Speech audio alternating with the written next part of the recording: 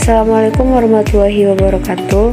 Baiklah, saya Intan Fahira, NIM 1904688 akan membahas tentang awal kedatangan Portugis ke Indonesia. Bangsa Portugis merupakan bangsa Eropa pertama yang mencapai Kepulauan Nusantara. Pencarian mereka untuk mendominasi sumber perdagangan rempah yang menguntungkan pada abad ke-16 dan usaha penyebaran Katolik Roma. Percobaan awal bangsa Portugis mendirikan koalisi dan perjanjian damai pada tahun 1512 dengan kerajaan Sunda di Parahyangan gagal akibat sikap permusuhan yang ditunjukkan oleh sejumlah pemerintah Islam di Jawa, seperti Demak dan Banten. Bangsa Portugis mengalihkan arah ke Kepulauan Maluku, yang terdiri atas berbagai perkumpulan negara yang awalnya berperang satu sama lain namun memelihara perdagangan antar pulau dan internasional. Melalui penaklukan militer dan persekutuan dengan penguasa setempat, mereka mendirikan pos, benteng, dan misi perdagangan di Indonesia Timur, termasuk Pulau Ternate, Ambon, dan Solor.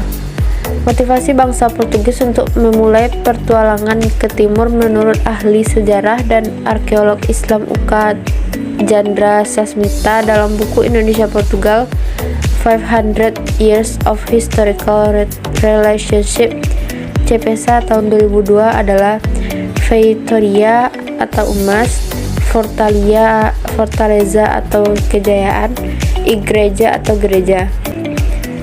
Pada tahun 1487, Bartolomeus Dias mengitari Tanjung Harapan dan memasuki perairan Samudra Hindia. Selanjutnya pada tahun 1998, Vasco da Gama sampai di India. Namun, orang-orang Portugis ini segera mengetahui bahwa barang-barang dagangan yang hendak mereka jual tidak dapat bersaing di pasaran India yang canggih dengan barang-barang yang mengalir melalui jaringan perdagangan Asia. Karena itu, mereka sadar harus melakukan peperangan di laut untuk mengukuhkan diri. Setelah perjanjian Tordesillas tahun 1492, pelaut-pelaut Portugis di bawah pimpinan Bartolomeus Dias mencoba mencari jalan keluar untuk menemukan Nudia Timur atau pusat rempah-rempah. Namun, pelayarannya hanya sampai di ujung Afrika Selatan pada tahun 1496. Hal ini disebabkan oleh besarnya gelombang ombak Samudra Hindia, sehingga kapal-kapal yang dibawa Bartolomeus Dias tidak berhasil melewatinya. Oleh Bartolomeus Dias, tanjung ini dinamakan Tanjung Pengharapan atau Cap Hop atau Tanjung Harapan sekarang. Pada tahun 1498, Raja Portugis mengirim ekspedisinya di bawah pimpinan Vasco da Gama. Ekspedisi ini berhasil mendarat di Kalkuta, India pada tahun 1498.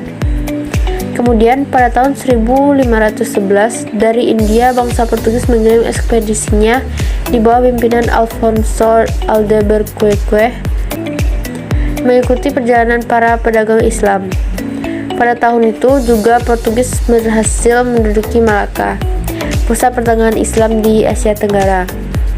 Kemudian Portugis tiba di Ternate, Maluku pada tahun 1512. Awalnya masyarakat Maluku menyambut baik dan saling merebut menanamkan pengaruh kepada Portugis agar Portugis dapat membeli rempah-rempah dan membantu masyarakat Maluku menghadapi para musuh. Kedatangan bangsa Portugis diterima baik oleh Sultan Ternate, yaitu karena Portugis dianggap sebagai pembeli rempah-rempah dengan harga tinggi. Selanjutnya, Portugis dimintai bantuan untuk bersama-sama menyerang Tidore.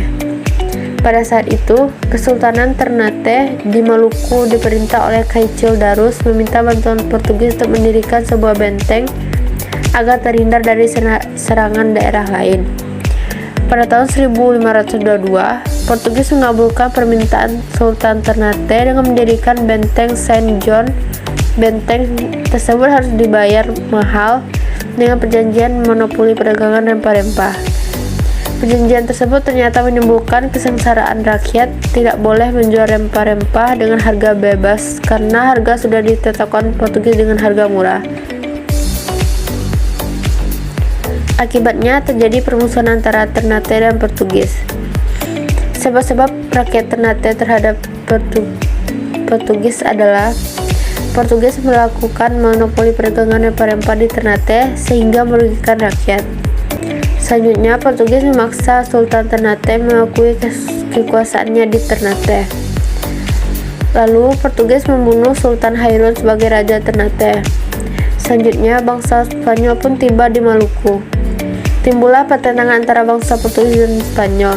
Pertikaian tersebut sejalan dengan adanya pertentangan Sultan Ternate dan Tidore. Untuk menyelesaikan pertikaian kedua bangsa kulit putih itu, Paus turun tangan dan pada tahun 1529 dilakukan perjanjian Saragossa yang isinya antara lain: pertama, bumi ini dibagi atas dua pengaruh, yaitu pengaruh bangsa Spanyol dan Portugis. Yang kedua, wilayah kekuasaan Spanyol membentang Meksiko ke arah barat sampai ke Kepulauan Filipina, dan wilayah Portugis membentang dari Brasilia ke arah timur sampai ke Kepulauan Maluku. Beberapa tokoh Portugis. Pada tahun 1487, Bartolomeu Dias yang merupakan seorang penjelajah Portugis yang berlayar mengitari Tanjung Harapan dan memasuki perairan Samudra Hindia. Raja John II dari Portugal menunjuk dia pada tanggal 10 Oktober 1486 sebagai kepala ekspedisi untuk berlayar mengelilingi ujung selatan Afrika dengan harapan mencari rute perdagangan baru menuju Asia.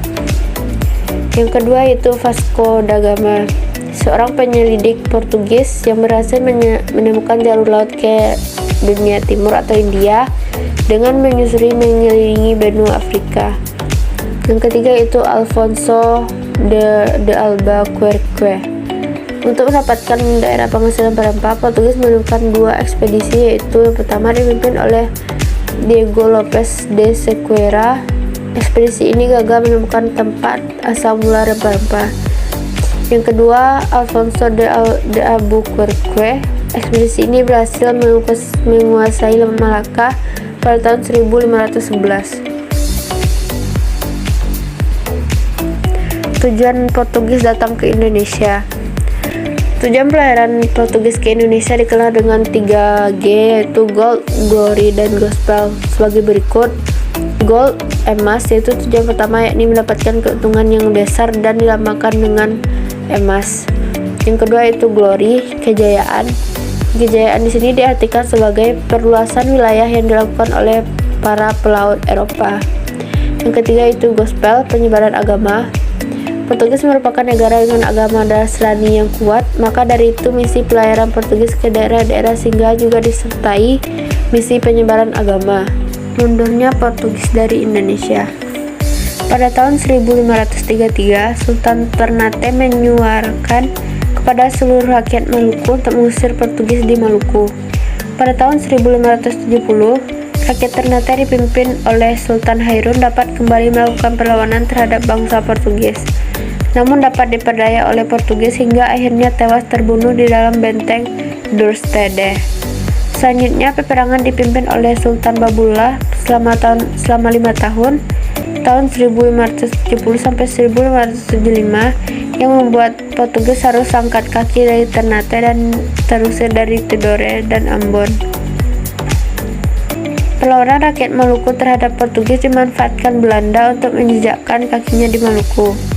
Pada tahun 1605, Belanda berhasil memaksa Portugis untuk menyerahkan pertahanannya di Ambon kepada Stephen van der Hagen dan di Tidore kepada Cornelis Sebastians.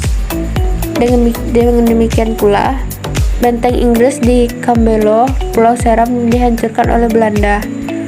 Sejak saat itu Belanda berhasil menguasai sebagian besar wilayah Maluku dan Portugis diusir ke timur-timur sejak 1515. Sekian pembahasan materi dari saya. Assalamualaikum warahmatullahi wabarakatuh.